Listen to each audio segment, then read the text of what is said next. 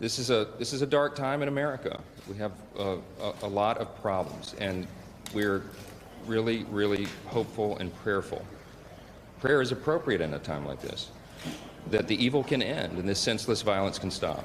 And so that's the statement this morning on behalf of the entire House of Representatives. Everyone wants this to end, and I'll leave it there. That was the Speaker of the House, Mike Johnson, today, suggesting prayer after a massacre in Lewiston, Maine. Now, 61% of the American public supports an assault weapons ban, but the Speaker, a deeply conservative congressman from Louisiana, has not said much about gun safety legislation and is unlikely to. That's because being out of step with public sentiment is sort of a calling card for the new Speaker of the House, as is being at odds with the facts. In December of 2020, at President Trump's bidding, Congressman Johnson sent an email from his personal address to every House Republican. He wanted them to sign on to an amicus brief for a Texas lawsuit that was trying to invalidate the Electoral College votes from Georgia, Michigan, Pennsylvania, and Wisconsin, all states that Joe Biden had won. And if Trump's threat wasn't already implied, Johnson let his colleagues know for certain that he, meaning Trump, will be anxiously awaiting the final list to review. And the email from Mike Johnson, the threat from Trump, worked. In the end, more than 60% of House Republicans signed on to Mike Johnson's amicus brief. And the lawsuit, the one that the brief was supporting, the lawsuit itself was way out there. According to the New York Times, the lawyer for the House Republican leadership told Mr. Johnson that his arguments were unconstitutional. Congresswoman Liz Cheney, also a lawyer, called the brief embarrassing. A very conservative Supreme Court agreed with them. They threw the lawsuit out.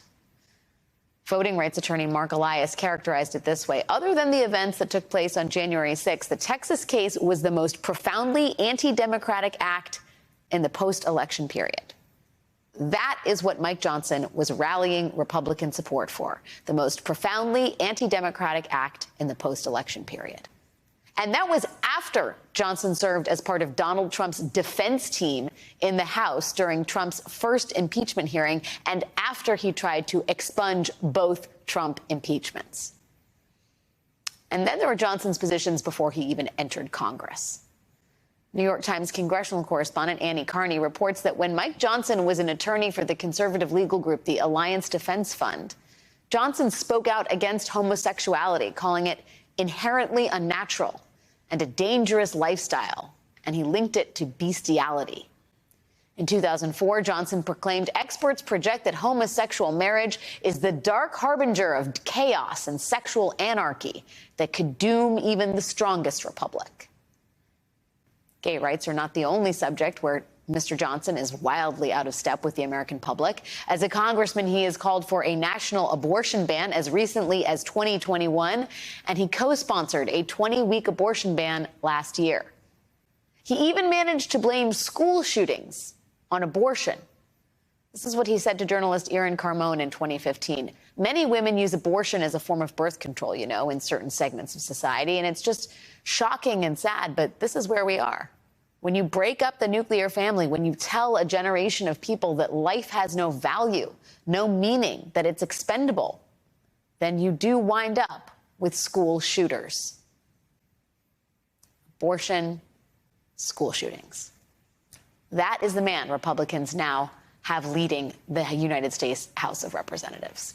Joining me now is Annie Carney, congressional correspondent for the New York Times.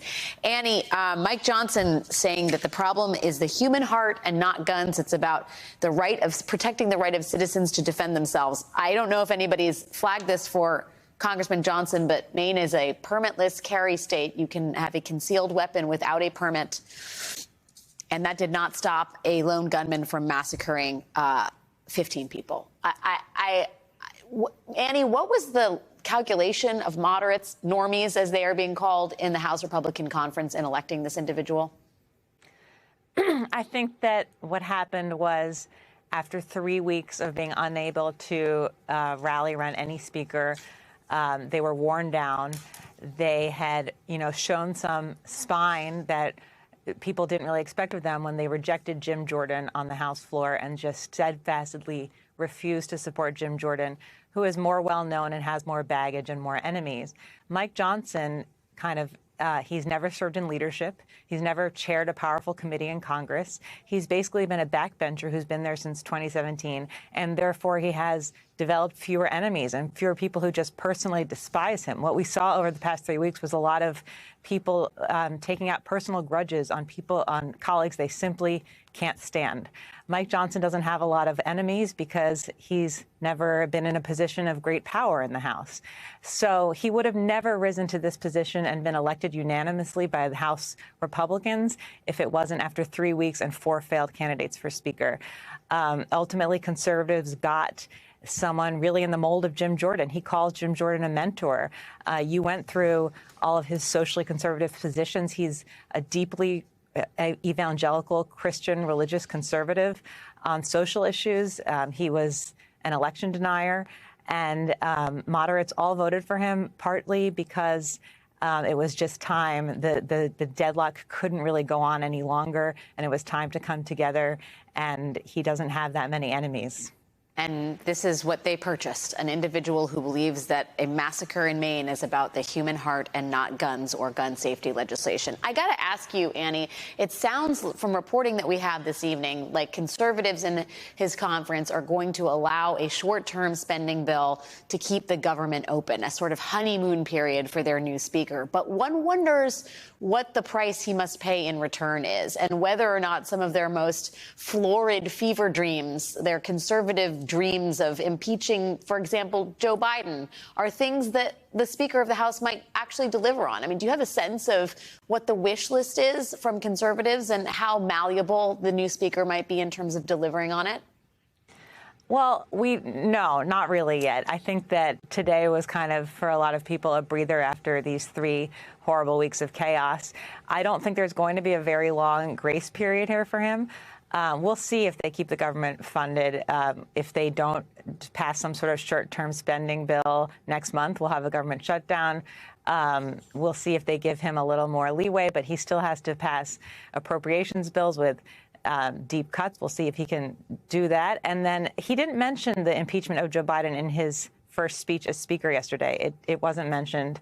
But I think that, in a way, an inexperienced speaker like this gives some of the other members of the leadership team, like Steve Scalise and Elise Stefanik, more power at this moment. He's relying on them. They were sort of cut out of the inner circle with Kevin McCarthy, the former speaker, who relied on a few of his trusted aides and didn't really trust the other people who are technically in the leadership, the majority leader and the conference chair. I think we're going to see an inexperienced speaker leaning on them a little bit more. And Elise Stefanik is, one of Trump's closest allies in the House, certainly will be pushing for an impeachment. But he hasn't mentioned that yet. The first thing he did was bring up a resolution in support of Israel.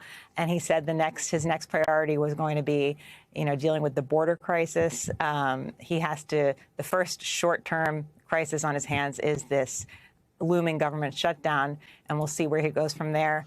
But we don't know a lot about what he is as a leader because this is a very inexperienced rank-and-file member rising to this position in an extraordinary thing that no one would have ever guessed that you could become speaker like this. Yeah, it's a sign of the times that the fact that he didn't mention impeachment proceedings against the sitting president as sort of a hopeful sign on day one, that wasn't mentioned in the first 24 hours of his new job, that's a sign of hope. Annie Karni, thank you for the great reporting and analysis. I appreciate your time tonight. Thank you.